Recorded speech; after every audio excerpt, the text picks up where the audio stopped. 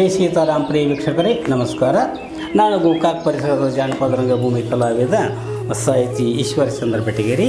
ನಾನು ಸಂಪಾದನೆ ಮಾಡಿರುವಂಥ ಈ ಶ್ರೀ ಕೃಷ್ಣ ಪಾರಿಜಾತ ರಂಗ ಪ್ರಯೋಗವನ್ನು ತಮ್ಮ ಮುಂದೆ ನಾವು ಸಂಪಾದನೆ ಮಾಡಿರೋದನ್ನು ವಾಚನ ಮಾಡ್ತಾ ಬಂದಿದ್ದೀನಿ. ಇಲ್ಲಿ ಮಾಯವಾದ ಶ್ರೀ ಕೃಷ್ಣ ಪರಮಾತ್ಮ ಕೊರವಂಜಿಯಾಗಿ ಬಂದಾನ. ಕೊರವಂಜ ಅಂತ ಒಂದು ಕೃಷ್ಣ ಪರಮಾತ್ಮನ ಆತನ ಮುದ್ದಿನ ಮಾಡದೆ ಈ ಸತ್ಯಭಾಮ ಗುರುತ ಹಿಡಿತಾಳೆ. ಇವಳು ಕೊರವಂಜಿ ಅಲ್ಲ, ನಾನು ಪರಮಾತ್ಮನೇ ಹೌದು ಅಂದ ಅಕ್ಷಣ ಅಲ್ವಾ ನೀನು ಪರಮಾತ್ಮ ಅಂದರೆ ಅವ್ರು ಗಂಡಸರು ಹೌದಲ್ಲೋ? ಹೌದಮ್ಮ, ಗಂಡಸರು ಮತ್ತು ಗಂಡಸರು ಹೆಂಗೆ ಸೀರೆ ಉಡ್ತಾರೆ ಅಂದ ಅಕ್ಷಣ ಇಲ್ಲ, ನನ್ನ ಪರಮಾತ್ಮಗೆ ಸೀರೆ ಉಡ್ದೇನೋ ಸಾಧ್ಯ ಇಲ್ಲ. ಲೋಕ ಕಲ್ಯಾಣ ಮಾಡೋ ಸಲುವಾಗಿ ಎಷ್ಟೋ ಸಲ ಅವನು ಸೀರೆ ಉಟ್ಟಾನ. ದೇವದಾನವರು ಕೂಡಿ ಅಮೃತ ಮಥನ ಅದು ಸಮುದ್ರ ಮಥನ ಮಾಡಿದಾಗ ಅಮೃತ ಹುಟ್ಟಿತ್ತು. ಅಮೃತ ಪಾನ ಮಾಡೋ ಒಳಗೆ ದೇವತೆಗಳಿಗೆ ದಾನವರಿಗೆ ಇಬ್ಬರು ಸರಿಯಾಗಿ ಕೊಡಬೇಕಾಗಿತ್ತು. ಆದರೆ ದಾನವರು ಅಮೃತ ಪಾನ ಮಾಡಿದರೆ ಲೋಕಕಂಟಕರಾಗ್ತಾರೋ ಅನ್ನುವಂಥ ವಿಷಯವನ್ನು ತಿಳಿದಂಥ ನನ್ನ ಪರಮಾತ್ಮ ದೇವತೆಗಳಿಗೆ ಒಂದು ಕಲ್ಯಾಣ ಮಾಡುವ ಸಲುವಾಗಿ ಆತನ ಮೋಹಿನಿ ರೂಪದಿಂದ ಬಂದು ನೋಡಮ್ಮ, ನನ್ನ ಪರಮಾತ್ಮ ಸೀರೆ ಉಟ್ಟಾನ. ಸೀರೆ ಉಡು ಅಷ್ಟಲ್ಲ, ಇಷ್ಟು ಚಂದ ಕಾಣ್ತಾ ಇದ್ದ ಪರಮಾತ್ಮ ಅವನನ್ನು ನೋಡಿದ ಕೂಡಲೇ ಅಂತಂದ್ರೆ ಶಿವನಿಗೆ ಅವನ ಮೇಲೆ ಮನಸ್ಸಾಗಿಬಿಡ್ತದೆ. ಏನವ ಅಲ್ಲ, ಗಂಡಸರ ಮೇಲೆ ಗಂಡಸರು ಹೆಂಗೆ ಮನಸ್ಸಾಗ್ತೈತಿ? ಹಾಗಲ್ಲ, ಆ ರೀತಿ ಮೋಹಿನಿ ರೂಪದಿಂದ ನನ್ನ ಪರಮಾತ್ಮ ಅಷ್ಟು ಚಂದನ ಕಾಣ್ತಾ ಇದ್ದ. ಹಾಗೆ ಮೋಹಿನಿ ರೂಪದಿಂದ ದೇವತೆಗೆ ಅಮೃತ ಹಿಡಿಯಂಥ ಸುದ್ದಿ ಆ ಕೈಲಾಸಪತಿ ಶಿವನಿಗೆ ಮುಟ್ಟಿ ಕೂಡಲೇ ಕೈಲಾಸ ಬಿಟ್ಟಂತ ಆ ಶಿವನ ಮೋಹಿನಿಯನ್ನು ನೋಡಲಿಕ್ಕೆ ಬಂದುಬಿಟ್ಟ. ಪರಮಾತ್ಮ ಸ್ತ್ರೀ ರೂಪದಲ್ಲಿ ಮೊದಲಾಗಿ ಮೋಹಿತನ ಅಂತ ಶಿವನ ಅನುರಾಗದಿಂದ ಏನಾಯ್ತು ಅಂತಂದರೆ ಶಿವ ಮತ್ತು ನನ್ನ ಸ್ವಾಮಿ ನಾರಾಯಣ ಇಬ್ಬರು ಏನಾಯ್ತಂತಂದ್ರೆ ಸ್ತ್ರೀ ರೂಪದಲ್ಲಿ ನಾರಾಯಣ ಸ್ವಾಮಿ ಹಾಗೆ ಪುರುಷ ರೂಪದಲ್ಲಿ ಶಿವ ಇದ್ದದ್ದರಿಂದ ಅವರ ಒಂದು ಅನುರಾಗದ ಏನಾಯ್ತಂದ್ರೆ ಶಿವ ಮತ್ತು ನಾರಾಯಣ ರೂಪದಿಂದ ಇರ್ತಕ್ಕಂಥ ಪರಮಾತ್ಮನ್ ಅವರ ಇಬ್ಬರ ಒಂದು ಮಿಲನದಿಂದಾಗಿ ಒಂದು ಕೂಸು ಹುಡ್ತದೆ. ಅದಕ್ಕೆ ಏನಂತಂದರೆ ಮಣಿಕಂಠ ಅಂತ ಹೆಸರು ಕೊಡ್ತಾರೆ. ಅಂದರೆ ಶಿವ ಮತ್ತು ನಾರಾಯಣರ ಸಂಜಾತ ಮಣಿಕಂಠ ನಾಮಗರ ಶಬರಿಮಲೈ ಸ್ವಾಮಿ ಅಯ್ಯಪ್ಪ ಹುಟ್ಟಿದ್ದು ಈ ರೀತಿಯಿಂದ ಅಂಥೇಳಿ ಅವನಿಗೆ ಶಾಸ್ತ್ರಕುಮಾರ ಅಂಥೇಳಿ ಹೆಸರು ಬಂದದ. ಹೀಗೆ ನನ್ನ ಪರಮಾತ್ಮ ತಾನು ಈ ರೀತಿಯಾಗಿ ಒಂದು ಸ್ತ್ರೀ ರೂಪವನ್ನು ಧಾರಣ ಮಾಡುವ ರೀತಿಗೆ ಕೂಡ ಶಿವನ ಕೂಡ ಮಿಲನವಾಗಿ ಇಂಥ ಶಾಸ್ತ್ರಕುಮಾರನಿಗೆ ಜನ್ಮ ಕೊಟ್ಟಾರವ. ಇದಷ್ಟೇ ಅಲ್ಲ, ಏನಾಗಿತ್ತಂತಂದ್ರೆ ಲೋಕದೊಳಗೆ ಯಾರು ಯಾವ ಭಾವನೆ ಇಟ್ಟುಕೊಂಡು ತಮ್ಮದನ್ನು ಮಾಡ್ತಾರೋ ಅದೇ ಪ್ರಕಾರ ಅವರಿಗೆ ಪುನರ್ಜನ್ಮ ಕೂಡ ಆಗ್ತದೆ ಅಂಥೇಳಿ ಪ್ರತೀತದೆ. ಅಂದರೆ ಯಾರು ತಾವು ಈ ಜನ್ಮದಲ್ಲಿ ಹಿಂಗೆ ಇರಬೇಕು, ಹಿಂಗೆ ಸಂಕಲ್ಪ ಮಾಡಿದ ತಕ್ಷಣ ಅದೇ ರೀತಿಯಂಥ ಜನ್ಮ ಕೂಡ ಪ್ರಾಪ್ತಿಯಾಗ್ತೈತೆ ಶಾಸ್ತ್ರಸಮ್ಮತವಾಗಿ ಹೇಳ್ತಾರೆ. ಯಾಕಂದರೆ ರಾಮಾವತಾರಕ್ಕೆ ಏನಾಗಿತ್ತಂದ್ರೆ 16,000 ಋಷಿಮಣಿಗಳು ರಾಮನ ಅವತಾರವನ್ನು ಕಂಡು ಅವನ ಮೋಹಕ ವ್ಯಕ್ತಿತ್ವಕ್ಕೆ ಮರಗಾಗಿ ನಾವು ಹೆಂಗಸರಾಗಿದ್ದರೆ ನಾವು ರಾಮನನ್ನು ಮದುವೆ ಆಗ್ತಿದ್ದೀವಿ, ಅವನು ಕೂಡ ರತಿಭೋಗ ಮಾಡ್ತಾ ಇದ್ದೀವಿ ಅಂತೇಳಿ ಅಪೇಕ್ಷೆ ಪಟ್ಟದ್ರಿಂದ ಏಕಪತ್ನಿ ವ್ರತ ಶ್ರೀರಾಮಚಂದ್ರ ಅಭಯ ಕೊಟ್ಟು ಈ ಜನ್ಮದಲ್ಲಿ ಅದು ಸಾಧ್ಯವಿಲ್ಲ, ಮುಂದೆ ನಾನು ಕೃಷ್ಣಾವತಾರಕ್ಕೆ ಬರ್ತೀನಿ, ಆವಾಗ ನೀವು 16,000 ಮಂದಿ ಹೆಣ್ಣುಮಕ್ಕಳಾಗಿ ಹುಟ್ಟಿ ಬರ್ರಿ, ಆವಾಗ ನಾನು ನಿಮಗೆ ಕೂಡ ರಮಣ ಮಾಡದಂತೆ ಅಭಯ ಕೊಟ್ಟ ಪ್ರಕಾರ 16,000 ಗೋಪಿಕಾಸ್ತ್ರ ಇದ್ಕೊಂಡು ನನ್ನ ಪರಮಾತ್ಮ ರಮಣ ಮಾಡಿದಾನ. ಅದೇ ರೀತಿ ನಮಗೆ ಹೆಣ್ಣಾಗೋದೇನು ಅಸಾಧ್ಯವೂ ಅಲ್ಲ. ಅದಕ್ಕಾಗಿ ಇದನ್ನು ಅಸಾಧ್ಯ ಇಲ್ಲ. ಅದಕ್ಕಾಗಿ ನನ್ನ ಪರಮಾತ್ಮ ಈಕೆ ಕೊರವಂಜಿ ಅಲ್ಲ, ನನ್ನ ಗಂಡ ಪರಮಾತ್ಮನೇ ಹೌದು ಅಂತೇಳಿ ನಾನು ಹೇಳ್ತಾ ಇದ್ದೀನಿ ನೋಡು. ಮಾತು ಬಿಡುವ, ನಿಮ್ಮದು ರಗಡ ರಾಡೈತಿ. ಪರಮಾತ್ಮ ಪ್ರತ್ಯಕ್ಷನಾಗಿ ಮನದ ಇಂಗಿತವನ್ನು ಹೇಳ್ತಾನೆ. ಏನಂತ ಹೇಳಿದಂದ್ರೆ, ಮಹಾದೇವ ಪಾರ್ವತಿ ದೇವಿಯ ಕೂಡಿ ಕೈಲಾಸದೊಳಗೆ ಉದ್ಯಾನವನದಲ್ಲಿ ವಿನೋದ ಮಾಡ್ತಾ ನನ್ನ ಪರಮಾತ್ಮರ ಮೋಹಿನಿ ರೂಪ ಕುರಿತು ವಿಚಾರ ಮಾಡ್ಕೋತಿದ್ರು. ಆಗ ಪಾರ್ವತಿ ದೇವಿ ನನ್ನ ಸ್ವಾಮಿಯ ಸ್ತ್ರೀ ರೂಪವನ್ನು ಕಾಣುವಂಥ ಆಸೆ ಅದು. ನೋಡು, ಅಷ್ಟಲ್ಲ, ಹೆಣ್ಣುಮಕ್ಕಳಿಗೂ ಕೂಡ ಸ್ತ್ರೀ ರೂಪದಲ್ಲಿರ್ತಕ್ಕಂಥ ನಾರಾಯಣ ಸ್ವಾಮಿ ನನ್ನ ಗಂಡನ ಪಡೆಯುವಂಥ ಅಪೇಕ್ಷೆ ಆಯಿತು. ಆಗ ಪಾರ್ವತಿ ದೇವಿ ಶಿವನನ್ನು ಒತ್ತಾಯ ಮಾಡಿಬಿಡ್ತಾಳೆ. ಶಿವನಿಗೆ ಬೇಡ, ವಿಷ್ಣುವಿನ ಸ್ತ್ರೀ ರೂಪ ನನ್ನನ್ನು ನಿನ್ನನ್ನು ಗೊಂದಲಕ್ಕೆ ಸಿಗಸ್ತತಿ ಅಂತೇಳಿ ಪರಿಪರಿ ಅಂತ ಹೇಳ್ತಾನೆ. ಆದರೂ ವಿಷ್ಣುವನ್ನು ಪ್ರಾರ್ಥನೆ ಮಾಡಿಕೊಳ್ಳೆ ಮುಂದೇನಾಯ್ತು ತಾಯಿ, ನನ್ನ ಪರಮಾತ್ಮ ಪ್ರತ್ಯಕ್ಷನಾಗಿ ಅವರ ಮನದ ಇಂಗಿತವನ್ನು ಅರ್ಥ ಶಿವನಿಗೆ ಹೇಳ್ತಾನೆ. ಪರಮಾತ್ಮರು ಏನಂತ ಹೇಳ್ತಾರವ ಶಿವನಿಗೆ, ನೀವು ಗೊಂದಲಕ್ಕೆ ಬೀಳಬಾರೆಂದು ಹೇಳಿ ಸುಂದರ ಸ್ತ್ರೀಯಾಗಿ ಮುಂದೆ ಹೋದಾಗ ಪಾರ್ವತಿ ಈ ಮೋಹಿನಿಯನ್ನು ಕಂಡು ಆನಂದ ಆಶ್ಚರ್ಯ ಏಕಕಾಲ ಕುಂತಾದವು.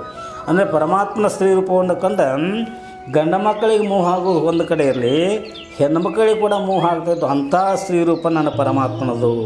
ಮಹಾದೇವ ಶಿವನ ಪಾರ್ವತಿಯನ್ನು ಬಿಟ್ಟು ಈ ಸ್ತ್ರೀಯನ್ನು ಅರಸಿ ಪಾರ್ವತಿಯ ಪರಿವಿಲ್ಲದೆ ಹೊರಟವನು. ನೋಡು, ತನ್ನ ಹೆಂಡತಿ ಬಿಟ್ಟ ಮೋಹಿನಿ ರೂಪದಲ್ಲಿರ್ತಕ್ಕ ನನ್ನ ಪರಮಾತ್ಮನ ಅರಸಿ ಶಿವ ಹೋದಂದ್ರೆ ಎಷ್ಟು ಚಂದ ಇರಬೇಕು ನನ್ನ ಪರಮಾತ್ಮ ಸ್ತ್ರೀ ರೂಪದೊಳಗೆ. ಮತ್ತು ಆಲಿಂಗನ ಮಾಡಲಿಕ್ಕೆ ಹೋದಾಗ ಪರಮಾತ್ಮ ಮಾಯ ಆಗಿಬಿಡ್ತಾನೆ. ಅಲ್ಲಿ ಮಹಾದೇವನ ವೀರ್ಯ ಸ್ಮರಣ ಆಗ್ತೈತಿ. ಅದೇ ವೇಳೆಗೆ ಸಪ್ತರ್ಷಿಗಳು ಅಲ್ಲಿಗೆ ಬಂದು ನೋಡ್ತಾರೋ, ಅವರು ತಮ್ಮ ಜ್ಞಾನದೃಷ್ಟಿಯಿಂದ ಆ ವೃತ್ತಾಂತವನ್ನು ತಿಳ್ಕೊಂಡ್ಬಿಡ್ತಾರೆ. ಆ ಮಹಾದೇವನ ವೀರ್ಯ ವ್ಯರ್ಥ ಆಗಬಾರ್ದು ತಿಳ್ಕೊಂಡು ಅದನ್ನು ಒಯ್ದು ಗೌತಮಿ ಪುತ್ರ ಅಂಜನಾದೇವಿ ಕರ್ಣದ್ವಾರೊಳಗೆ ಸ್ಥಾಪನೆ ಮಾಡ್ತಾರೆ.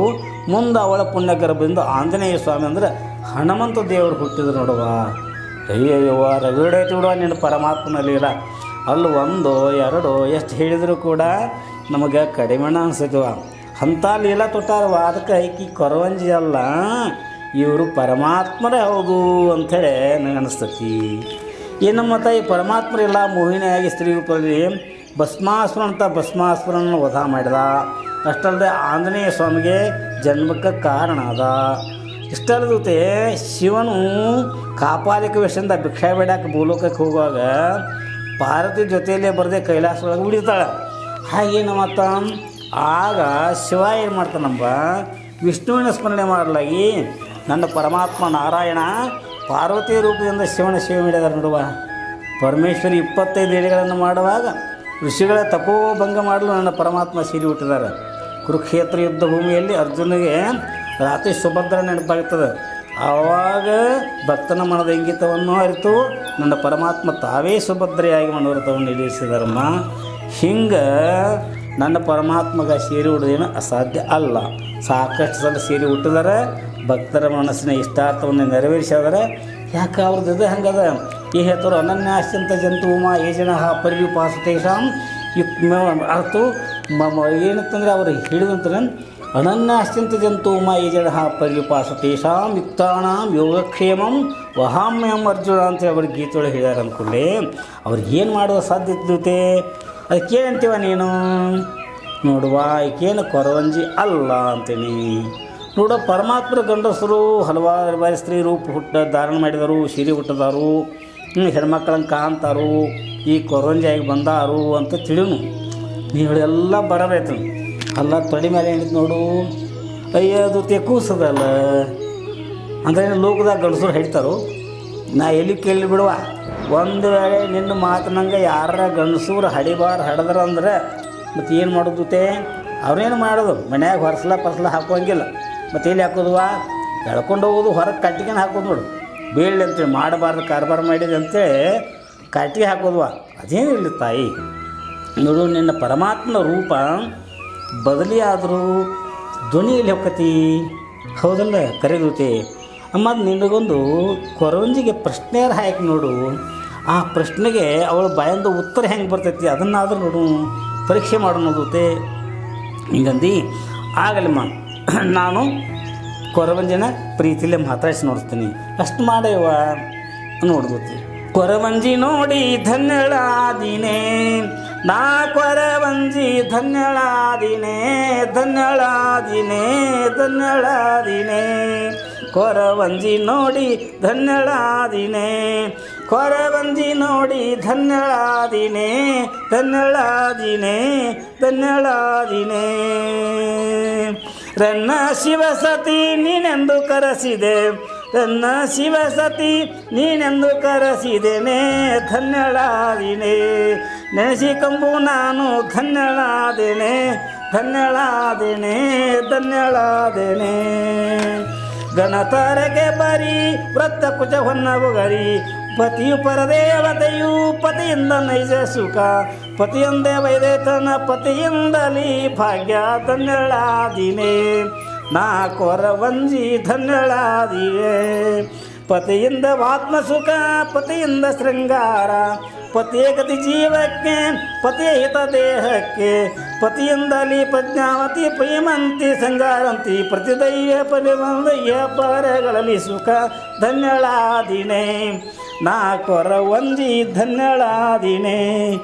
ಪತಿಗಾಗಿ ಆತ್ಮ ಬಂದು ಬಿಡುವರು ಮತ್ತಾರಿದು, ಪತಿಗಾಗಿ ಹೆತ್ತವರ ಜರಿದು ಬಿಡುವೆನ್ನುತ್ತ ಪತಿ ಹೇಳಿಯ ಯಜ್ಞದೋಳು ತುಮಕಿದಳು ಮಹಾಶಕ್ತಿ ಪತಿವ್ರತೆ ದಕ್ಷ ಪ್ರಜ್ಞೇಶ್ವರನ ತನ್ನುದ್ಭವಿ ಧನ್ಯಳಾದಿನೇ ನಾ ಕೊರವಂಜಿ ಧನ್ಯಳಾದೇನೆ ಪತಿಗಾಗಿ ಅರಣ್ಯವಾಸಿಯಾದಳು ಸೀತಾಮಾತೆ ಪತಿಗಾಗಿ ಸೈರೇಂದ್ರಿಯಾದಳು ದೃಪದ ಪುತ್ರಿ ಪತಿಯಲಿಸಿದ ಹೆಣ್ಣು ಮಣ್ಣು ಪಾಲೇ ಗತಿ ಪತಿಯಿಂದ ಅಧಿಕಾರಗಾರಿಯಲ್ಲಿ ಪೃಥ್ವಿಯೊಳಗೆ ನಾನು ನೋಡಿ ಧನ್ಯಳಾದೇನೆ ಕೊರವಂಜಿ ನೋಡಿ ಧನ್ಯಳಾದಿನೇ ಪತಿಗೆ ಊಡಿದ ಮಲ್ಲವು ಮತ್ತು ಎನ್ನ ಸಮ್ಮತಿ ಪತಿ ಪರಾಧೀನಾದನೆ ಯಾಕೆನ್ನ ಪ್ರೀತಿ ಅಳಿಸಿ ಪತಿ ಪರಾಧೀನನಾದನೆ ಎನ್ನ ಹಂಬಲಿಸಿದೊಳಗೆ ಪತಿ ಕಟಾಕ್ಷಿಯಳು ಮೋಹ ಪಾಶದಿ ಬಿದ್ದು ಧನ್ಯಳಾದಿನೇ ನಾ ಕೊರವಂಜಿ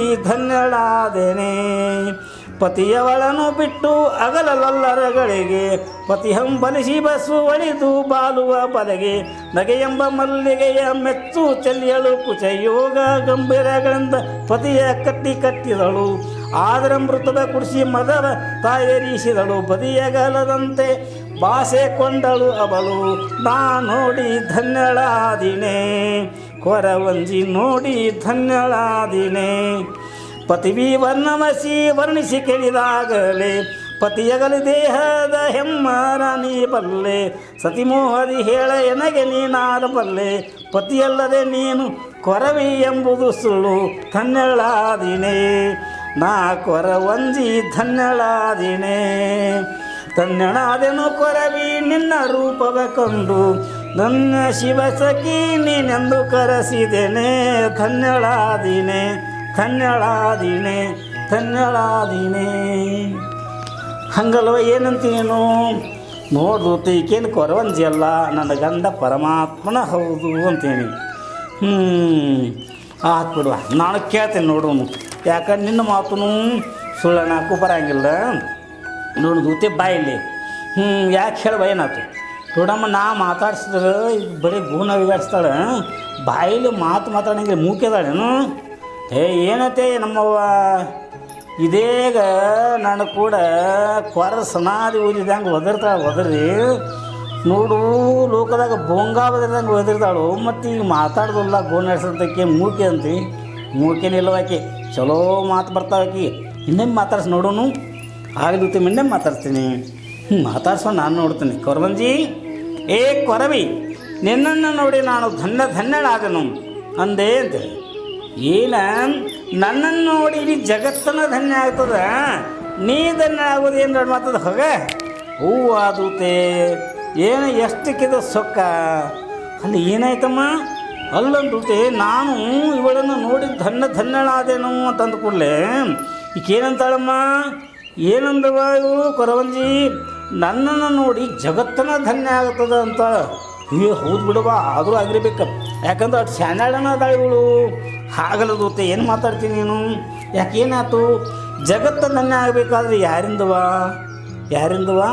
ಅದು ನನ್ನ ಪರಮಾತ್ಮರಿಂದ ಹೌದು ಈ ಮಾತು ಕರೆಯದ ಮತ್ತು ಈಕೆಯಿಂದ ಜಗತ್ತು ಧನ್ಯ ಆಗ್ಬೇಕಂತಂದ್ರೆ ಒಂದು ಏನಂತೀನಿ ನೀನು ಈಕೇನು ಕೊರವಂಜಿ ಅಲ್ವಾ ಈಕೆ ನನ್ನ ಪರಮಾತ್ಮ ಏನು ಮಾತಾಡ್ತೇವ ಬೆಕ್ಕಿನ ಕಡಿಸಾಗ ಯಾವಾಗಲೂ ಇದುಗಳು ಬಂದಂಗೆ ನನಗೆ ಪರಮಾತ್ಮದ ಒಂದು ಭ್ರಮ ಆಗೈತಿ ಕೇಳಿದ ದೂತೆ ಜಗತ್ ಮನಸ್ಸಿನಲ್ಲಿದ್ದಂಥ ಮಾತು ಹೇಳಿದ ಕೇಳೋನು ದೂತೆ ಕೇಳೋನು ಏ ಕೊರವಂಜಿ ನೀನು ಮನಸ್ಸಿನಲ್ಲಿದ್ದಂಥ ಮಾತು ಹೇಳಿ ಏನು ಕೇಳಿದರೆ ಹೇಳೇನ ಅವು ಆಕಿ ಸೊಕ್ಕ ನೋಡಿದೂತೆ ಎಷ್ಟು ಸೊಕ್ಕದ ನಮ್ಮ ಕೊರವಂಜಿ ನಮ್ಮ ಮಂದಿರಕ್ಕೆ ಬಂದಾಳೆ ನಮ್ಮ ಮನೆಯೊಳಗೆ ನಿಂತಾಳೆ ಎಲ್ಲಿ ಕರ್ಕೊಂಬಂದೀವಣ್ಣ ಅವಳಿಗೆ ಅಲ್ಲೇ ಬಿಟ್ಟು ಹೋಗ್ಲಿಕ್ಕೆ ಇವ ಏನು ಮಾತಾಡ್ತೀನಿ ನೀನು ನಾನು ಇಕ್ಕಿನ್ನ ಕರ್ಕೊಂಡು ಬರಬೇಕಾದ್ರೆ ಎಷ್ಟು ಪ್ರಯತ್ನ ಮಾಡಿದೆ ನಾನು ಅದು ನನಗೆ ಗೊತ್ತವ ಅಂತಾದ್ರಾಗ ಮತ್ತು ನೀ ಕರ್ಕೊಂಡು ಹೋಗ್ಬೇಕಂದ್ರೆ ಅಲ್ಲೇ ಬಿಡು ಅಂತಂದ್ರೆ ನಾ ಇಷ್ಟೆಲ್ಲ ಪ್ರಯತ್ನ ಮಾಡಿದ ವ್ಯರ್ಥ ಆಗೋದಿಲ್ಲೇನು ಏನ್ತಿದ್ದೂತೆ ನೀನು ಏನೇ ಇಲ್ವಾ ಸಿಟ್ಟಿನ ಕೈಯಾಗ ಮನುಷ್ಯ ಬುದ್ಧಿ ಕೊಡಬಾರ್ದು ಅಂತ ಹೇಳ್ತಾರೆ ಅದಕ್ಕೆ ನೀನು ತಪ್ಪು ತಿಳ್ಕೊಬೇಡವ ಸ್ವಲ್ಪ ಸಮಾಧಾನದಿಂದ ಇರು ಮತ್ತು ನೋಡು ಆಗಲ್ಲೂತೆ ನೀ ಹೇಳಿದಂಗೆ ಮಾಡೋಣ